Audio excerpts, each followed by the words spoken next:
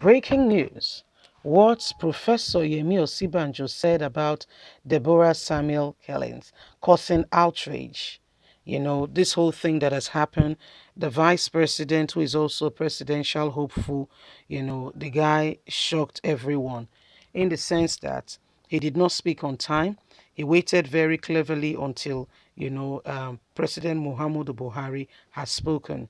Politics in Nigeria, honestly speaking, one is, I mean, it's a game, okay, and it's a gray area when it comes to the matter or the issues of the matter or the issues of religion. So I can understand why the vice president is taking the back seat or not really speaking out like he should, and people are very surprised, because Professor Yemi Osibanjo has daughters. Okay, he also has daughters. This is what he said, and why some people are praising him, some feel he should have spoken more. He should have been more direct, more deliberate, and should have been one of the first persons to speak. But when we hear the matter truly and really as it be, the Vice President Yemi Osibanjo has described killings of the second year student of Shehu Shagari College of Education, Deborah Samuel, over an alleged allegation of blasphemy as deeply distressing. Osibanjo spoke with newsmen on Friday at the presidential wing of the Nnamdi Azikiwe International Airport, Abuja, shortly after his arrival from Uyo, Akwa Ibom State. The vice president said it is worthy to note that President Muhammadu Buhari, retired, and the Sultan of Sokoto has also condemned this incident. Let me say that first, the president has reacted to this in a statement which was issued earlier condemning the action. However, Nigerians has taken on the vice president asking why he waited for the president Sultan of Sokoto before he says what is wrong. What is wrong is wrong. There is no other name or word for it. He should not wait this long for him to be able to speak into what has gone on. A family has just lost their daughter in one of the most gruesome way ever to be imagined. And this is unbelievable. Some people feel the vice president should have spoken more. He should have spoken on time and, shouldn't have be quiet and speak, and wait until later before speaking. But I mean, the president you are talking about, the president only spoke when the UK asked him what was going on in Nigeria, and that they want to know what is going to be happening to the people who have committed all these forms of crime, and have committed this atrocity. That was when we heard that was when we heard from the president. And with that being said, straight up, the president said, all he said was that, uh, the minister of digital economy, we're talking about Pantami, should crack down on anyone and everyone who are still bringing up this matter and making it, publishing it more and more. That was what he said. After being that being said, that he does not want any of these things to happen. All he said was that they should crack down on those people. What is he going to do? Do you know that the guys have been released, in case you're not aware?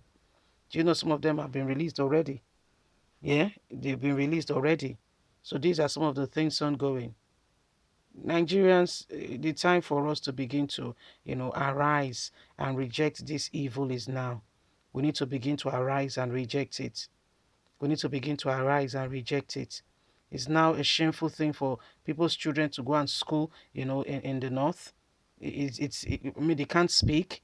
And the truth of the matter is, this whole thing started because, and these were people, because of what she said on her group Facebook, WhatsApp group. She wasn't talking to anybody particular.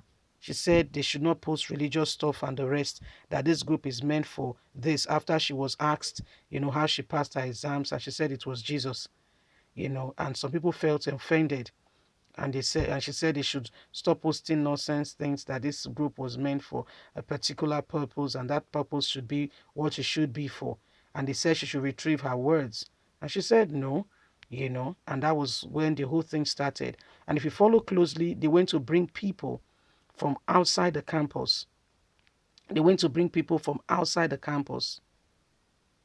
They went to bring people from outside the campus, okay, to come and do this to her outside the campus. So, I mean, when you look at it, how do we sort this out? How do we sort this out outside the campus? This is unfair. This is not right. This is not fair in any way. So that's somebody's child. And yet nobody really particularly said what they should say. People waited till much later before they could speak. People waited till much later, you know, when Atiku Abubakar spoke, and they told, when they began to tell him in the north that, well, you have lost our vote. Have lost our vote. What did he do? Straight up, he deleted the tweet. Atiku Abubakar, who wants you to vote for him, straight up, he deleted the tweet. He deleted the tweet. This is what they do. This is what they do. So at least you know Atiku very well now. You know who he is. You know where he stands. Okay, you know where he stands. So because Atiku, he has his own daughters as well. He has his own children. One of his daughter graduated, from overseas. Had beautiful results. Being an enabling environment, good education, but they will not replicate such in Nigeria to those who cannot afford to travel out of the country. These are the wickedness of our time. And what measures are in place now to ensure that such things do not happen? What is, leaders putting in place to say you cannot take laws into your hand? If anybody does anything, whether religiously and all that, you have to report such and such to the authority and let the matter be dealt with. And so what measures are being put in place? All Buhari is saying that they should look for the people. Okay, fine, they're looking for the people. After that, what follows? What's the next point or next line of action? What is going to be following more? What's going to be going out next?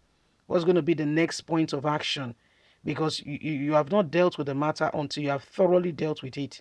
And as it stands, this matter has not been dealt with.